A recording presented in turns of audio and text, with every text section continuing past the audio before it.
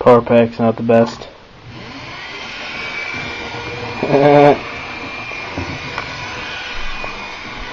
This will eventually become a kind of a Milwaukee Road electrified scenery, you know. In Washington they used to have an electrified line. That's what this railroad is eventually going to become. I only have a C&W G15 at the moment, because that's all I could afford. I mean, there was a Milwaukee Road F7 in the cabinet. I was exactly $1 too short of affording it, so I got this little bugger.